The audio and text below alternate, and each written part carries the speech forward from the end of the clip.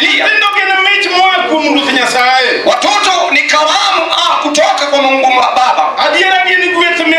Hakika ni baraka iliyoje. Watu wamejaribu hata walio na pesa. Wanajaribu kuwanunua watoto katika sehemu zote. Hata kama watawanunua haitakuwa jawabu tosha. Maana mtoto ni baraka kutoka kwa Mungu. Kila mmoja na atambue moyoni mwake hivi kuwa baraka itokaa kwa Mungu ni lile la msingi sana mtu alipokee kwa mikono miwili. Kwa boma ya Ibrahimu alikawia kabla hajatimizwa pale. Ikamlazimu Sarai kusema na Ibrahimu, akamwambia Ibrahimu hivi, chukua kijakazi wetu Hagari ili tukajaliwe mwana. Maana waliona muda tayari umeyoyoma. Nyakati nyingi Bwana huenda akachelewa, lakini waje atachelewa kwa yule ambaye ameamini Mungu wetu ni wa haki. Hawezi kuchelewa kukawia, lakini hawezi kukaa bila kuja. Hilo ndio furaha iliyoje tuliyojaliwa nayo. Wakati Bwana ametutunuku mwana, ndio sababu tunajaliwa furaha ili tukatabiri ya ajabu maishani mwake. Kwa nini tukatabiri kuhusu maisha yake? Hilo ambalo linatabiriwa sila kutendeka wakati huo, lakini neno ambalo limetabiriwa ni neno ambalo laja. Niposa kila mzazi wa mtoto anastahili kuwa katika mstari wa mbele kwa ajili ya kulinda neno la Mungu. Hili neno ambalo lilitabiriwa kuhusu mwanawe likatimizwe. Amina. Amina. Kumbukumbu la Torati 28. Agano linasema hivi, isiwapo mtamheshimu Bwana ambaye ni Mungu wenu na mkailinda sheria zake zote ambazo ninawapa leo hii, atawakweza juu kuzidi taifa zote ulimwenguni. Baraka hizi zote zitawajia,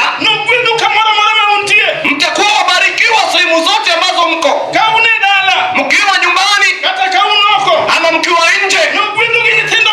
Atawabariki kwa watoto wengi.